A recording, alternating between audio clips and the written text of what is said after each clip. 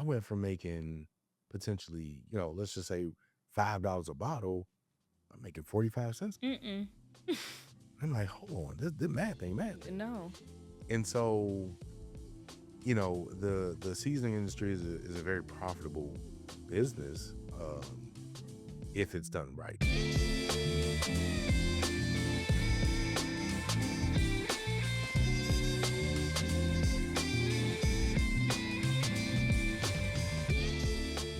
Welcome to the Kickback with Keri podcast. I'm your host, Keri Henderson, and today I'm kicking back with Ryan Thompson, the founder of Astro Blends, a bold seasoning line born from his years of curating unforgettable private dining experiences. His recent leap from events to launching a product line is the perfect example of turning your passion into a scalable brand. We're talking about the full journey from creating a seasoning blends to making smart branding decisions to marketing strategies, selling on an online marketplace, and balancing a growing side business with a 9-to-5.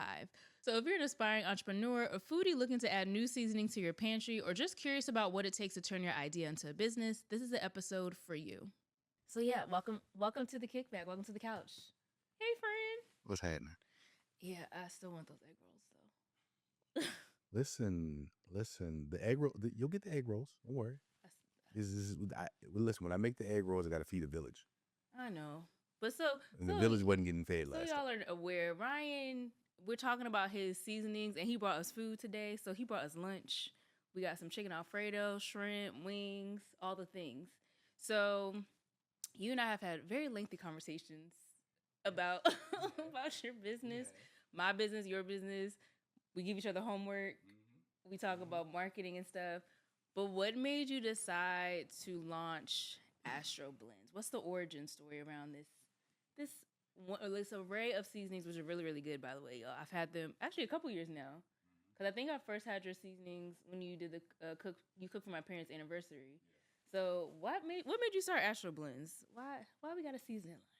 Well, the story is a two-part story. So when the pandemic kicked off and everybody who was in the food world, everything came to a screeching halt. I mean, caterers got events canceled, private dining, people were scared to have folks over.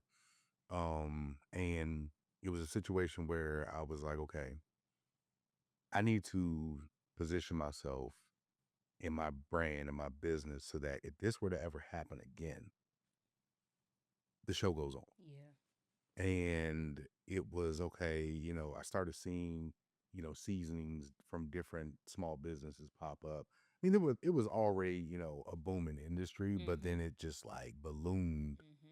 And I was like, okay, this is the way to go. Because everybody's cooking at home. Everybody was cooking at home. You know, everybody was working from home. And so it really was something that I felt that deep down inside, I'm like, I could reach more people with seasonings than catering an event or doing a private dining event or whatever the case may be. So it really came to fruition when I was making mac and cheese one year.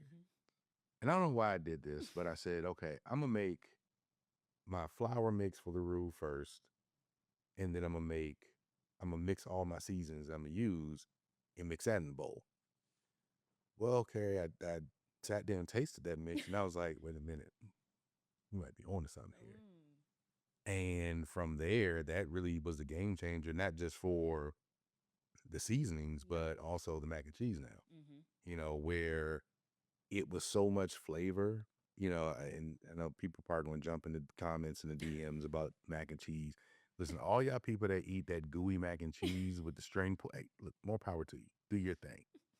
All right. But the ones I done had ain't had no flavor to it. Oh, it's got great cheese pool, but it's lacking flavor. Oh, that reminds me, because I did ask you for your mac and cheese recipe.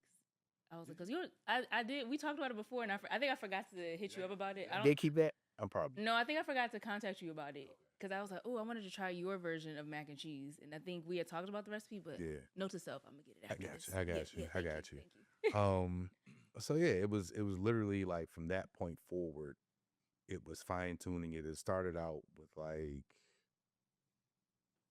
I'm gonna say maybe 15 different spices, and seasoning blends, and I refined it down to about, I think it's now 7 or 8. um, taking away things that I felt like, okay, this probably isn't going to do too much to the flavor, and it didn't. And got it to where now the all purpose, which is, my baby, is, what it is today. Um, and, getting into this field just is, there's so much to it, so much to learn that, you try, everything's trial and error. Trying to make, the fruitier, zestier seasonings, you realize like, okay, we're gonna have to be at the drawing board for a minute on this one. Because everything is made, all the recipes and formulas I come up with. Okay. And that's probably, going to be the deciding factor on how I go forward with this. Because I've seen some brands that when they started out, yes, we're making this by hand, we got the recipe, and then they go to, let's just say, a third party supplier that makes it for them, totally alters the quality. Yeah. Yeah. So, it was definitely something that took time and had to grow on its own into what it is today. So the question about that though, because is it possible to go to a third party or with a co-packing or larger distribution without losing the original recipe? And if it is, like, how do you make sure that doesn't happen? That's the hard part. Because it's almost like, going into a restaurant and telling them how to make their food, right? Or telling them like, hey, you guys need to be, butchering the chicken fresh and then, doing whatever you need to do to it. But if they get it from a food distributor, this is how it comes. That's the most cost effective for their business model. And so it's something that's going to be trial and error. I mean, I have reached out to a few, and the minimum quantities is a steep price. They don't even talk money anymore. They just talk pounds. We're not talking anything less than 3,500 pounds. You start looking at the bottles and you start doing your math. You're like, That's a lot. that's a lot. Yeah. Okay. Yeah. But it's an investment. But then comes, okay, where do I house all of this? You know, where will all, because you go from maybe a couple of hundred bottles to a couple thousand. Yeah. And, everybody knows, okay, we going in a black household, seasoning don't have no expiration date. Absolutely not. Some do. You just gotta knock it real quick if it get a little. Listen, if shake I it knock up it a few times, you shake and it a that little, thing ain't moving. and then you shake it up a little bit, and you good. Yeah, listen, that's okay. That's cool. A couple years, all right. Anything beyond that, we won't push that on out. All right, just put that in track. We get a new one. But the temperature, in terms of where you're storing it at, like you have to find the right facility, or right now looking for commercial space is tough because everything is going up. Yeah. It's not just food costs. It's not just everyday living essentials. I mean everything. Especially where I live at, something may have been, we'll just say $13 per square foot. It's now $33 per square foot. And you're just like, how did this happen? Yeah. So it's a lot of different factors into that. But I think overall, if I can find one, or I just build my own, facility that, just get all the machinery and, get the space to lay it all out and just do it, from that way. But it is something that I am exploring. But again, I'm scared to give up the recipes, because if I give you the recipe and then I go out here and see, Mama and Joe with a seasoning that tastes just like mine, I'm how you get that? So it's still trying to figure that out. So how long did it take you to come up? Because I know today when we did the food and we displayed all the seasonings, I think we had 6 over there. Six. So how long did it take you to come up with the different variety of the flavors? Like I know you started with all purpose because that was the original. That's the original. Yeah, that's the original. And that's the OG. Expanded. So how long did it take you to say, okay, these are going to be the 6 that I'm moving forward with? It didn't take long. well, define long. Okay, so because the all-purpose took about 2 years Oh wow. of trial and error testing, Yeah. adding, taking away. But after that, it was like, okay, I pride myself on having a good sense of taste Mhm. and remembering different flavor Mhm. profiles. So once that AP, the all purpose was done, everything else was like, okay, like the Cajun seasoning has a little small hint of a buttery taste to it, Mhm. um, and that comes from experimenting with different seasonings from other brands and saying, you know what, that'd be a good addition on, just to give it that little tweak and separate it from the rest. So it didn't take long because what I didn't want to do was go too far left. Yeah. I mean, you see some of these flavors out here, you're just You're like, like, what are y'all doing? ain't no way. You know Yeah. what I mean? And then the other piece to it is, a lot of seasonings have kind of like a synthetic aftertaste. Hmm. And that's where things start to get a little hazy Mhm. on developing recipes because then you start to realize, okay, if I want to keep this as natural as possible, there's certain avenues I'm not going to be able to go Yeah. down. Until I'm really ready to say, okay, all right, I'll explore a synthetic flavor, depending on what it is. You know what I'm saying? But we So like natural. yeah, we prefer natural. I mean, we live in a world that, they tell us is all natural, and it's like, okay, there's no sugar in this. How so sweet? Please explain. As we've learned from Camille when we had our chunky vegan episode, she schooled us on organic, Yeah. natural, the numbers. She schooled us. So yeah, natural. And I've seen that somewhere too, where it says like natural flavors, but it doesn't really tell you what makes up natural flavors. So it's like, how do you know if it's really healthy or not? The food industry is very tricky, Yeah. and in certain areas, certain product lines, you don't have to include everything. No regulation. Yeah. Um, the spice industry is one of them. Mm, They can just slap on there, all natural flavoring. That's it. They don't really we have don't. to say But we anything don't else. know what that means. We don't know what that means. Gotcha. It's only the ones I believe that are known to be synthetic or dietary restrictive. Yeah. Like if something is made with a milk or peanut, you got to put that on there, of Right. course. Eggs. So, but yeah, we explore some things. So let's talk about marketing because we've had lengthy conversations about how to get this brand in front of the masses. What are some of the marketing strategies that you have used to get your seasonings out um, in front of the people? Because we've had lengthy conversations about this website, use email, do social media, do ads, do this. We've talked about a lot. I feel like social media is the best way to go Okay. in running ads. I've done the email Yeah. marketing, and the conversion rate compared to running social media ads is totally different. Yeah. People will open the emails. You're like, oh, great, they read the email. But they didn't buy. Yeah, yeah. You're like, okay. So you've seen better conversion rates doing like Facebook, Instagram ads, and things like that. Yeah. It's when I was working in the restaurant industry, and when food like really started booming on Instagram and Facebook back in like what was that? I think it was 2014, Mm-hmm. 2015. I was working with a young chef, and I told him, I said, look, you got to put this stuff out that's Instagram ready. Mm-hmm. Like, you want people taking pictures of the food that when as soon as it sits down in front of them, it's Instagram ready. Yeah. And so, people are impulse buyers, Mm-hmm. and they either are going to buy based off of smell, taste, or sight. Yeah.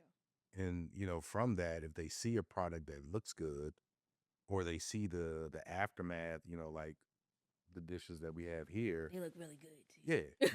they're gonna be like, oh, he made that, but those, yeah, yeah, Yeah. yeah. I didn't use anything else. Mm-hmm. Minus the chicken that we talked Mm-hmm. about. I didn't fry that, but we did season it afterwards. We had a razzle dazzle to Yeah, the chicken. little razzle dazzle. But that's really my primary focus Mm-hmm. on marketing. Um,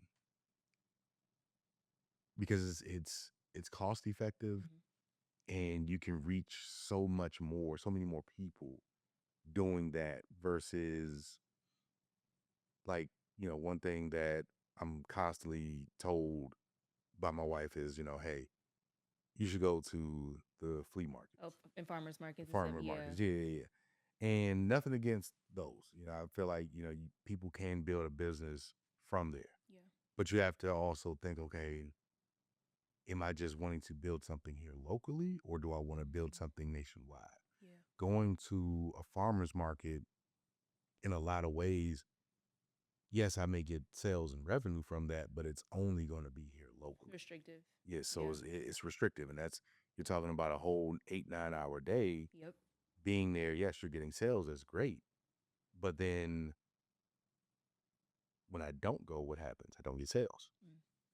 But it could possibly be part of the strategy too, though, right? Because Could be. it can be in combination with social media ads, with email marketing, and farmers market. And, I'm gonna say if someone buys at the farmers market, make sure you using something where you can get their email, so they get on their email list. Like, because some businesses, I go to farmers markets all the time, and some businesses, you pay cash or use your card, and they have no way of capturing me again. So I may not remember the company I bought from.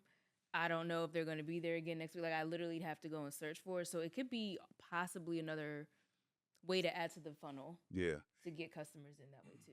I think the bigger scale events, not you know maybe farmers markets, not just here Yep. in Maryland, but going to one that's in Virginia, or going to one that's in Pennsylvania. DC, Pennsylvania. Mm-hmm. Those are things I have thought about. Like, okay, if I do this, it just, there's no way I can just be solely restricted to one county.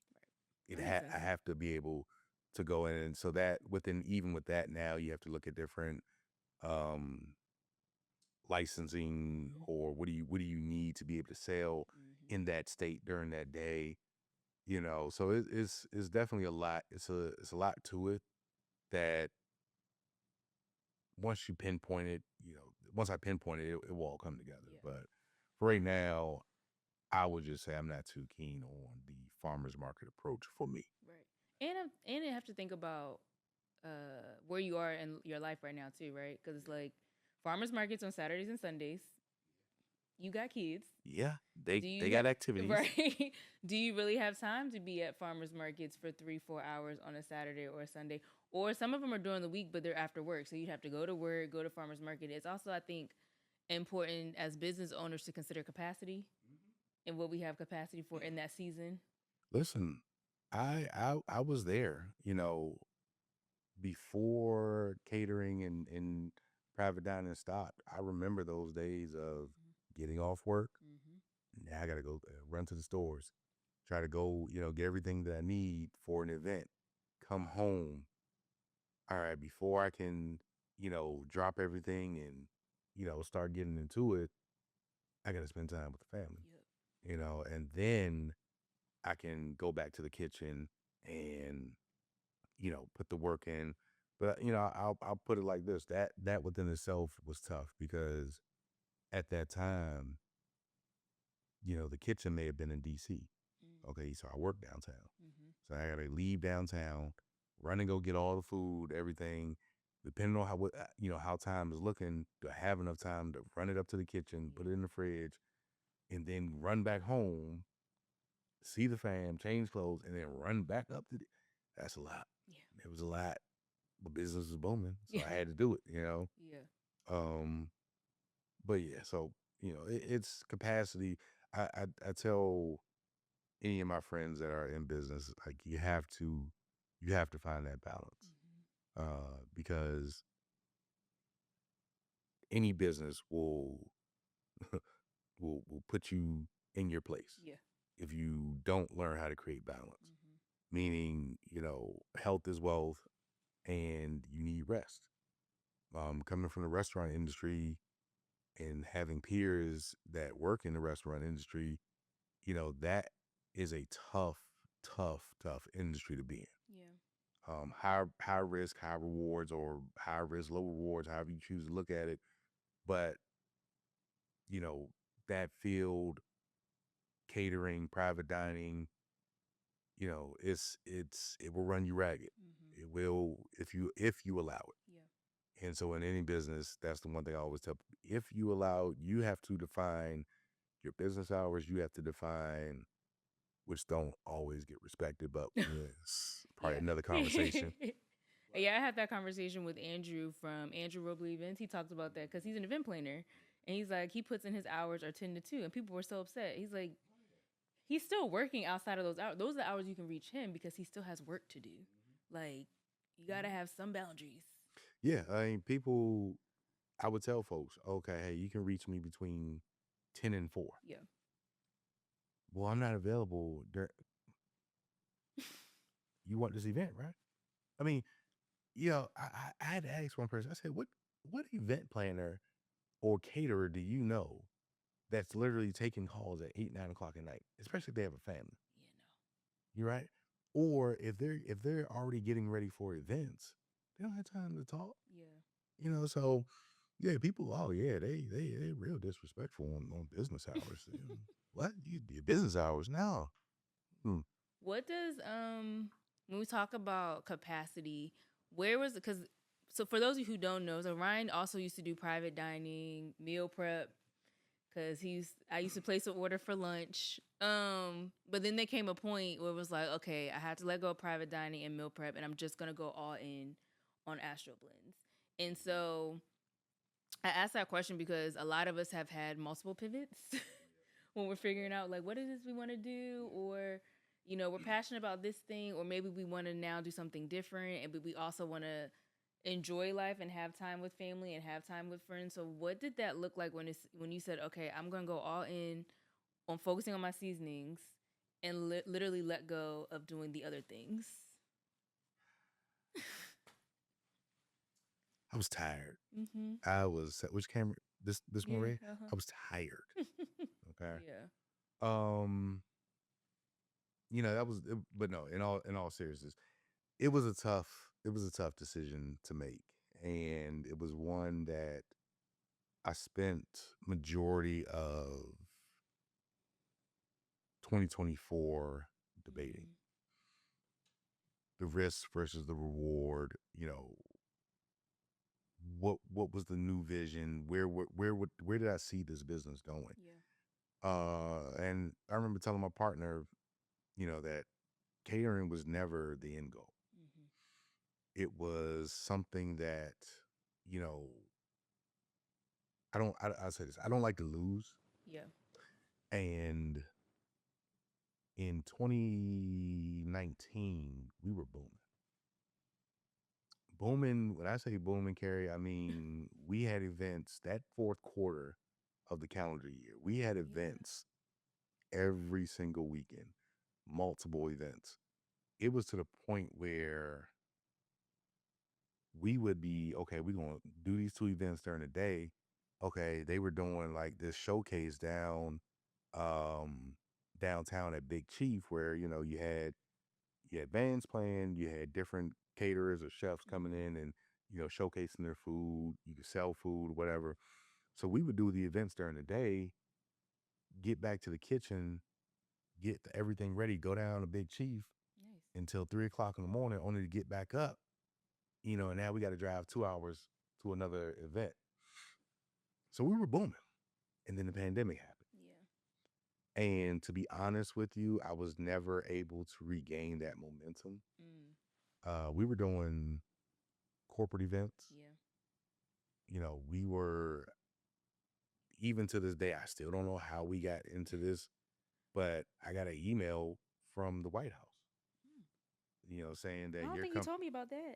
I didn't say, listen, I didn't say anything because I was just like, is this real? Yeah. You know, and it was like, hey, your company has been selected for it was some special event that was going on up there, and they wanted me to submit a menu for that Mm. for that event, and I did it. When we weren't selected, Yeah. but I was still like, how in the world? Who even put it? Because I know I didn't put in for it. I mean, but that's just proof that you never know who's watching. Right. right, which obviously goes back to the whole farmers market.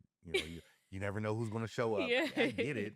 I understand. Like I say, I'm not knocking it because I know people make their Yeah. livelihood from it, but I just don't see it for me right now. Right. But yeah, you just never know who's watching. You never know, who you're serving, and but not being able to really regain that momentum was just like, okay,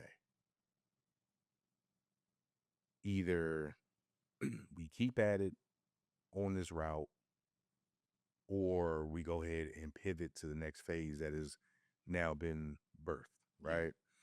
And that was the decision that ultimately I had to decide, because it was also my kids are getting older now. They have activities that I want to be a part of. My parents were active in my life, so I want to be active in my kids' life as well.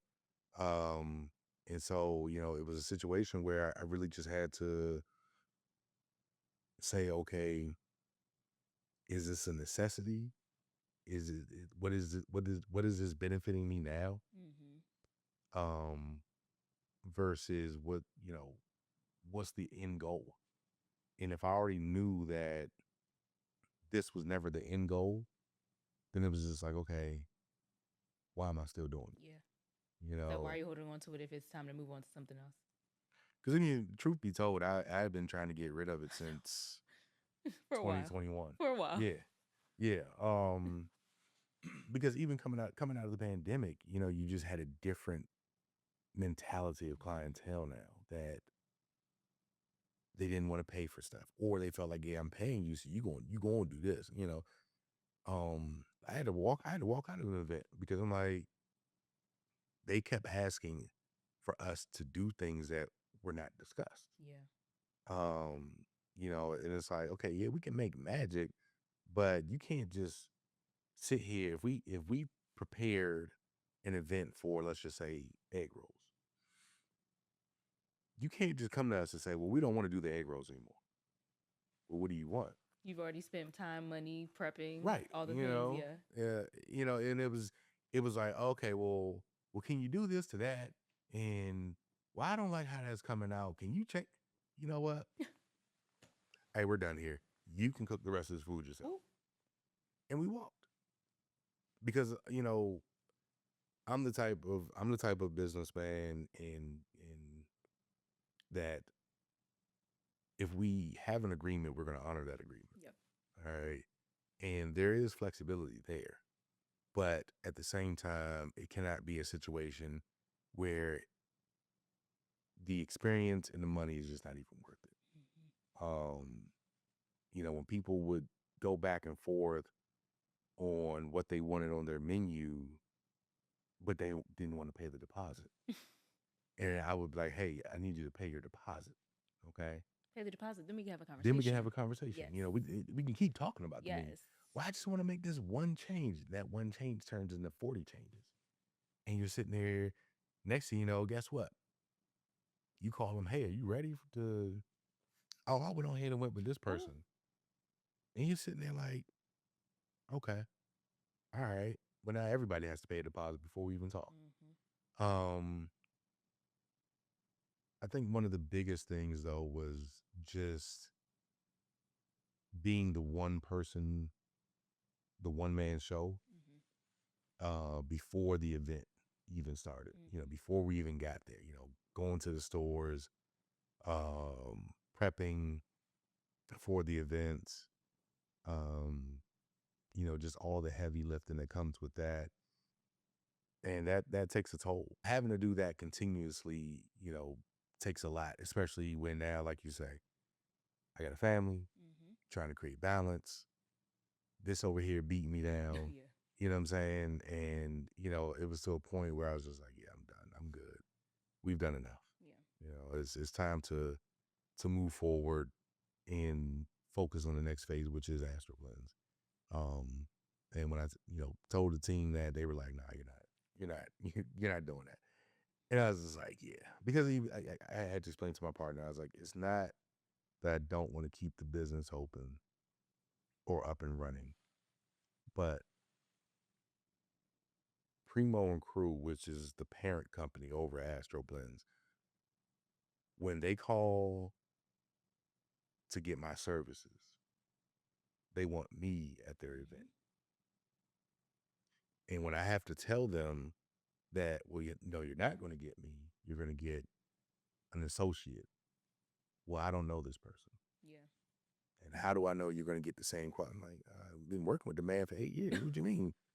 But you've been the face, so that's all. You're all they know. That's all they knew. Yeah. exactly. Yeah. And that's one thing I see in a lot of restaurants. Like when they try to start expanding.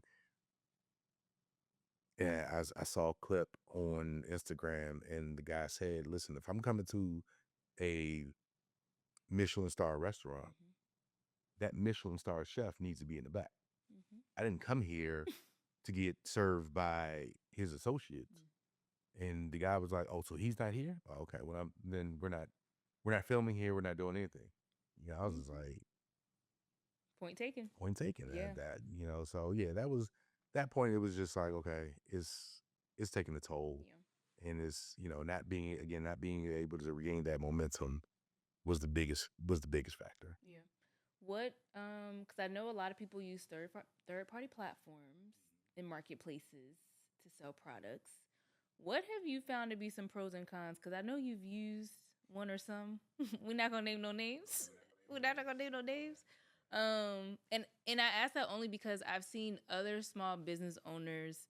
Sometimes they're great for businesses, and then sometimes there's been issues with like inventory or stuff being held. And so for anybody who's listening that has a product-based business and they're thinking about using a third-party marketplace to sell the product, because that's another way for them to market their business and get in front of a new audience, what are some things that they should consider? Consider your momentum in your business.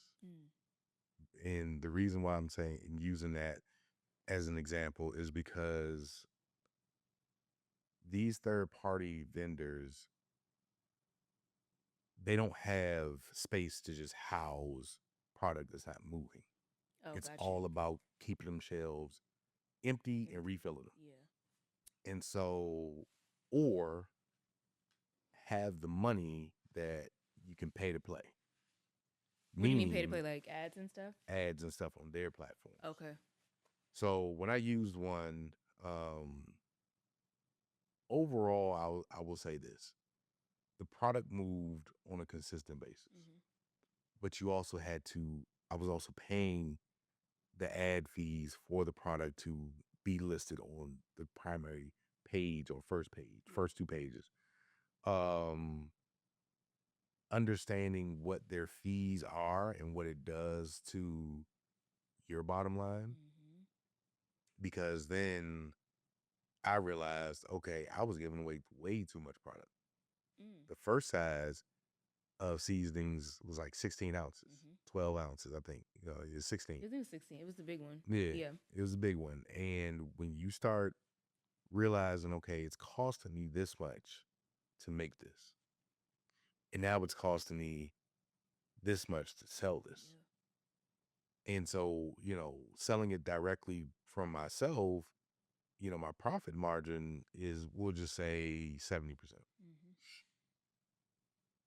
So 30% cost on goods and then 70% profit from what I'm selling it on.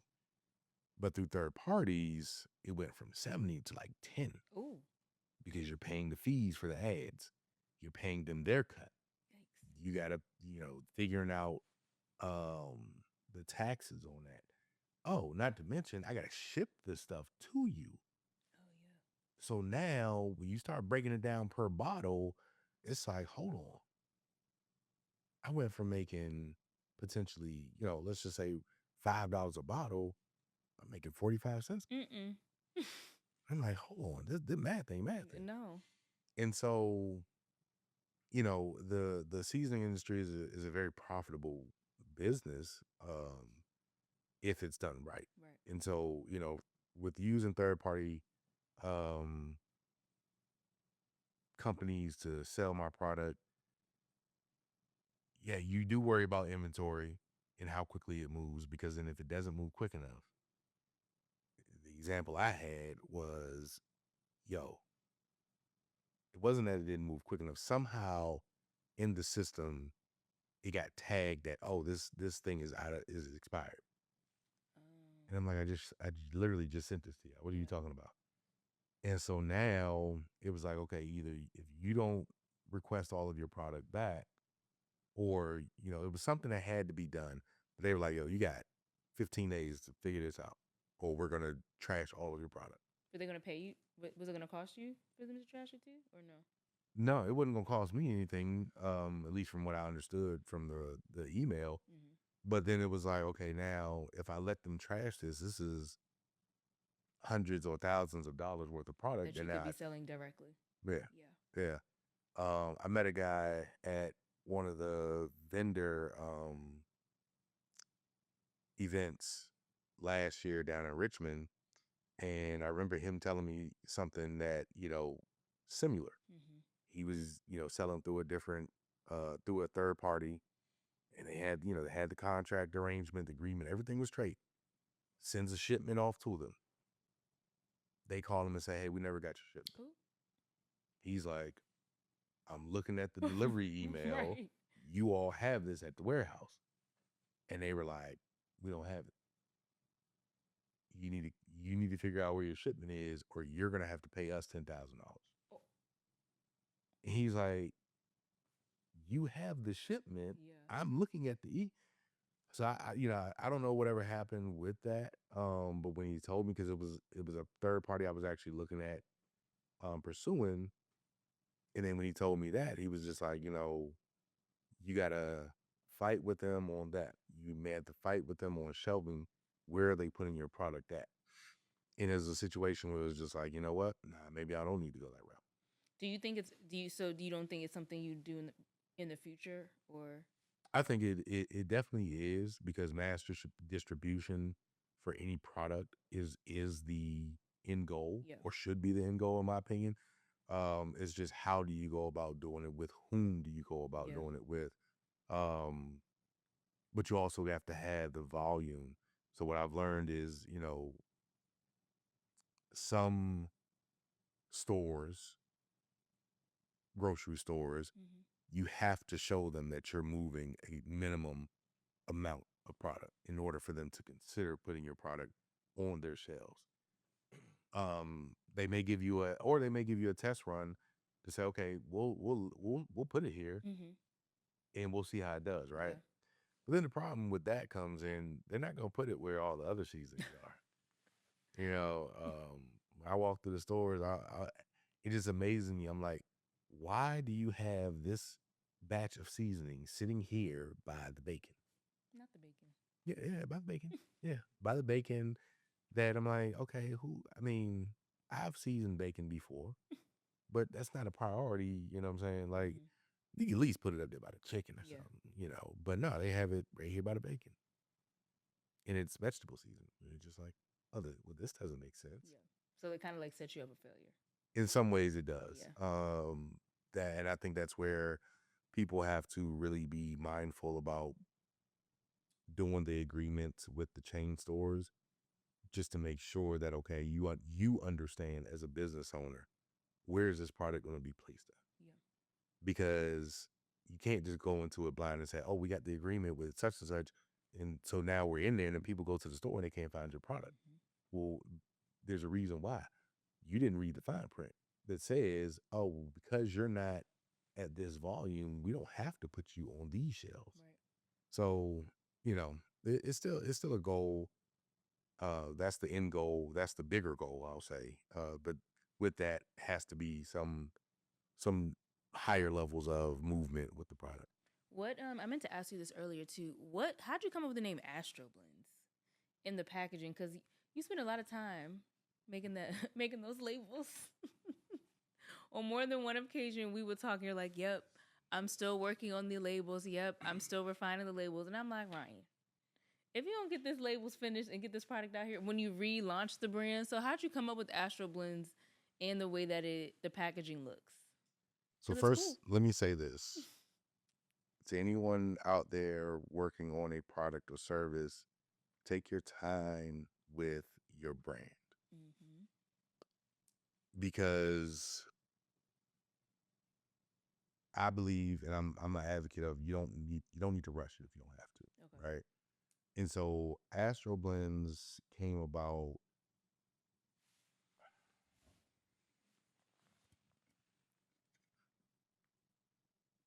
Mom, you know, biggest fan, biggest critic, all of that. Yeah. And when I first launched the seasons, it was just under Primo and Crew. And she looked at the label. She was like, "This ain't doing nothing for me. Like, if I see this on the shelf, this is not standing out from any of the other brands." Knowing what it looked like before, mom had a point. Mom Point. was on point. It, Knowing the before and seeing that now. the before was like looking at the wall here, just the wall, no picture on it, just the wall and some letters. So that got me to really thinking, and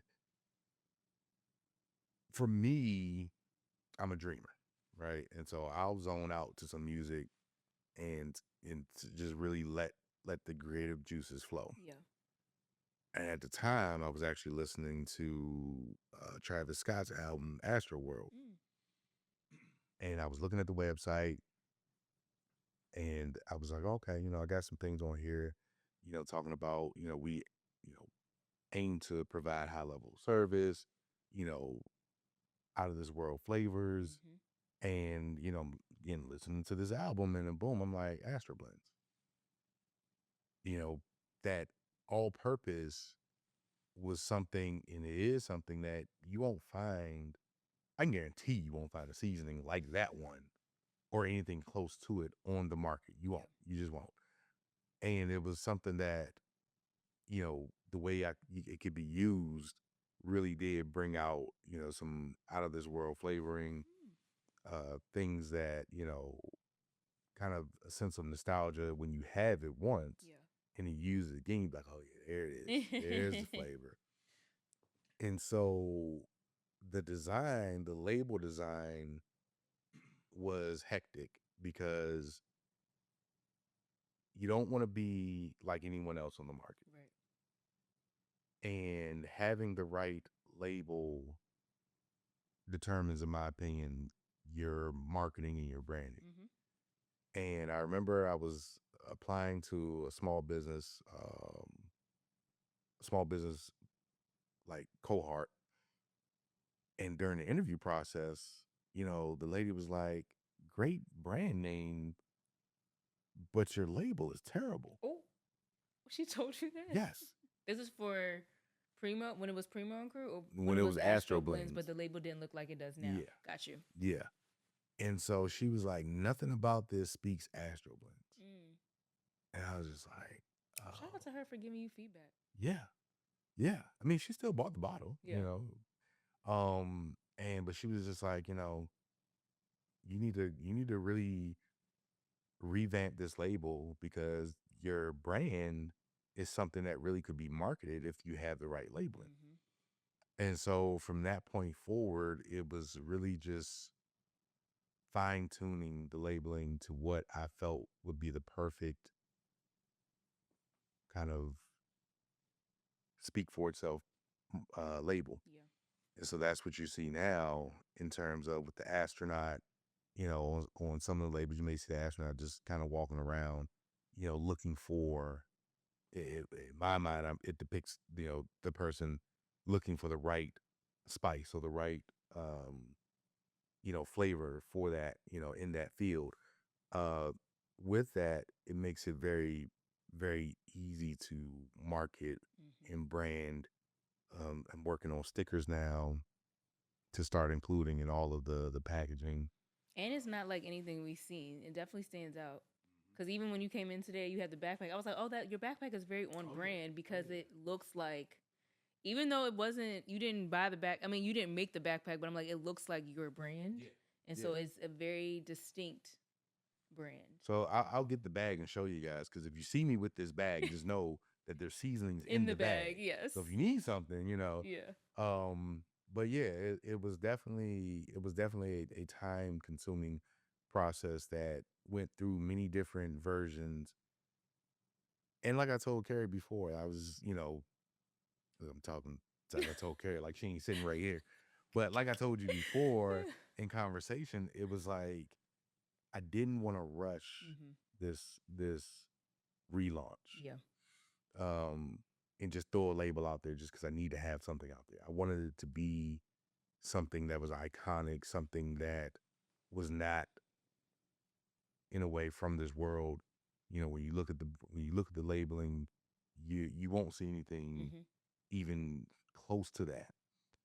For me, also, getting the trademark for the brand makes a big difference because now people can't just bite off the brand. They you can try. Yeah. You'll be hearing from the lawyers, but yeah, it was time consuming, but it was time consuming for a reason because I knew when I got the right label with the right design that gave the right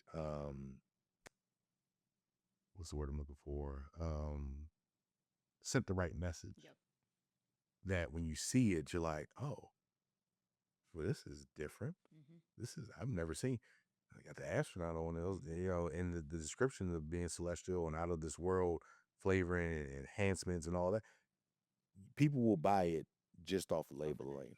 And speaking of labeling designs, I want to thank you because you did my design for the Kickback with Keri because I needed to upgrade too. So I was like, here, you good at that. So the reason we have the Kickback with Keri the way it looks now, we can thank Ryan for that. A little razzle dazzle. I appreciate you. I mean, it's simple, but it works. Because we had a few iterations, and I was like, eh. But no, I appreciate you for making that for me. Because I was like, I need something. I need to upgrade. I think that was after year 2, last year. I was like, yeah, I need something a little different now that I'm going to have the podcast and do all this other stuff. So I appreciate you. You're welcome. You're welcome. So I know as we wrap up, I know Astro Blends long term, we want mass distribution, grocery stores all over nationwide. Where do you see, or what's the goal for Astro Blends in the next year? In the next year, it probably will be to get back with a third party vendor. Okay. Just because, understanding the nature of the beast, right? Yeah. And I can cover more. They may not get all 6, seasonings, right? But I'll give you 2, and we can work from that because that's one thing I realized in the first round was if you pay to play, your product will move. Yeah. And now if you pay to play and it grows in popularity on social media and you're already there, now, it's easier access when they see it, on a certain marketplace. They feel like it's a little bit more credibility. Oh yeah, the credibility, with that. And let me touch on that part.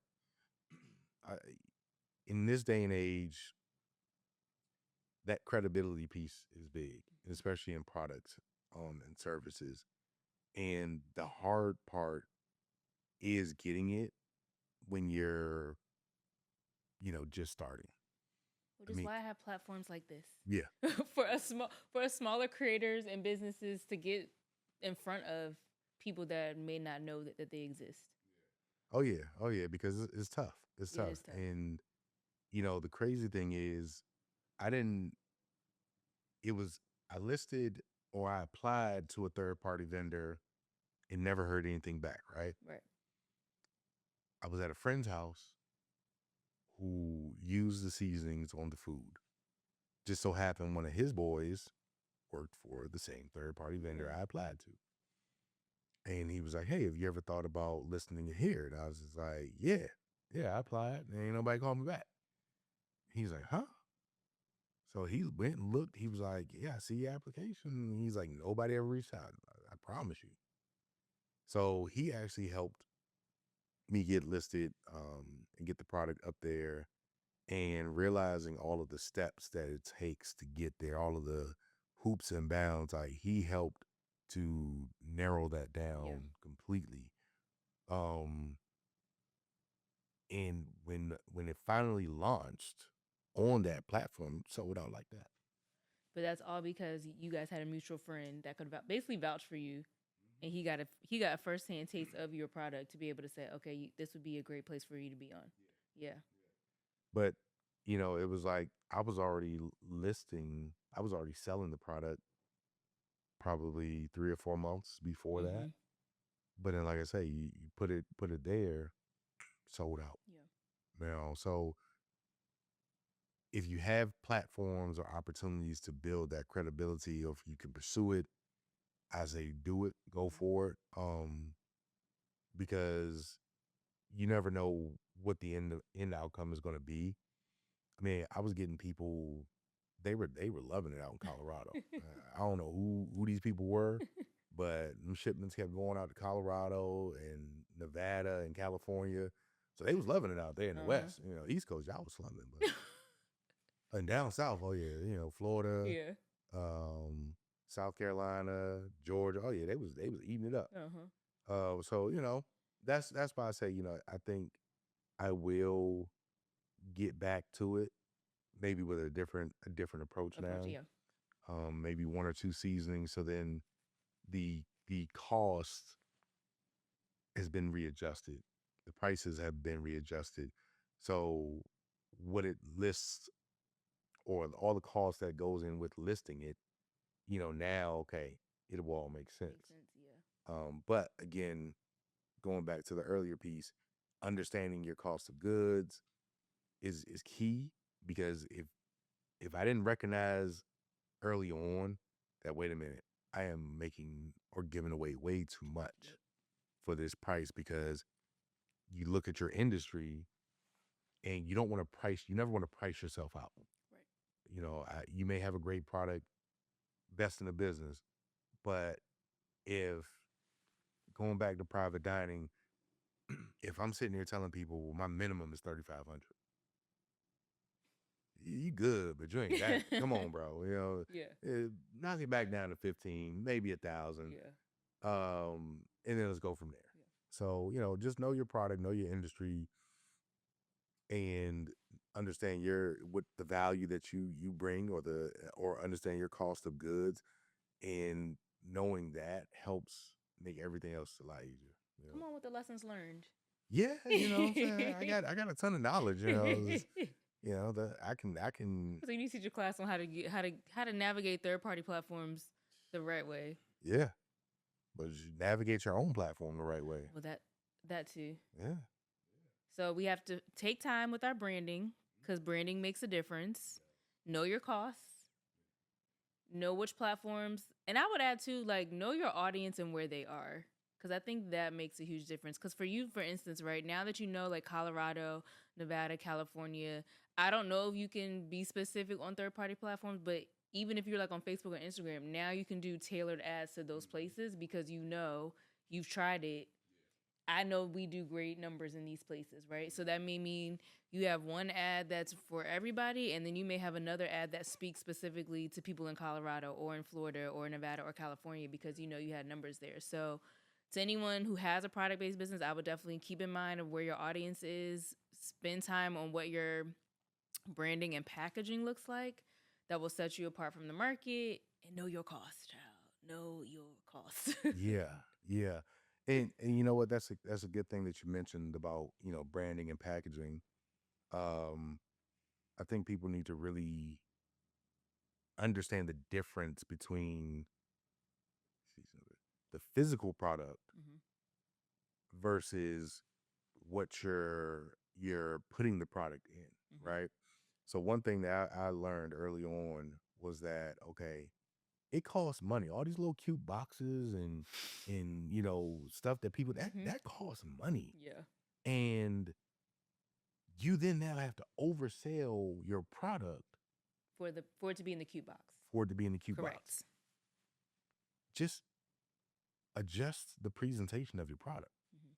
That means, instead of putting it in a clear plastic bag, if you're selling hair, or if you're selling coffee beans, why don't you just get a foil bag with a tinted color, and put your branding on that, Mhm. and just pay the regular price to ship it in a cardboard box. Simple. But yeah, I think a lot of times people put too much in the presentation of it, and depending on, I'll say this, I say it depends on what it is, depends on what it is, because presentation does matter. Yeah, if you're selling, like, I've actually had a thought of, if I ever indulge into sauces, what would the presentation look like, right? Because there's one hot sauce that they've leveled up on their presentation and their branding on the boxes that they ship this stuff in.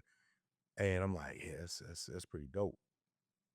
But that's what sets them apart. Exactly, and that's part of the experience. Yeah. Because think about it, like sometimes you'll get a package, like if I get like candles or something, I'm like, oh, this is nice, because it creates an experience that not only are you getting that product, but it's more about, part of that is about how you make your customer feel. Like, what do they want to feel? What do they want to experience when they get the product, not just when they use it? So to the point, yes, you got to be smart about your packaging, but I understand why some brands, depending on what the product is, why they put money into having their branding a certain way, because they want people to feel a certain way and have a certain experience outside of other people. Yeah, so I'll say this. If you know, okay, you got a $20 product, right? That's what it costs. Now, depending on what industry you're in, you have to also read the room, look at your competitors, and how are they shipping things. You know, like, for example, like a nice bottle of perfume or cologne, I do appreciate it coming in a nice package. All right. Especially if he's paying a cute penny for it. That's what I'm saying. Listen, that's what I'm saying. A coin. It needs to be in a nice box. You know, there have been times where I've seen people market a $20 product, and now it's $125 just because you put it in this cute package. That's what I mean by, like, you know, don't oversell yourself just because you want it to look great. Right. At the end of the day, is your bottom line still moving because of this package or this branding strategy that you have? And if it's not, then you have to pivot. You got to pivot. You got to pivot and adjust. Yeah. So yeah, that's what I mean by, yeah. Because some things, yeah. If you send me, like, there was, and I bought a pair of LeBrons. I have to send you the picture of the box, right? Just the box alone, I can only imagine if I would have bought this, you know, directly from Nike, what the real presentation probably would look like.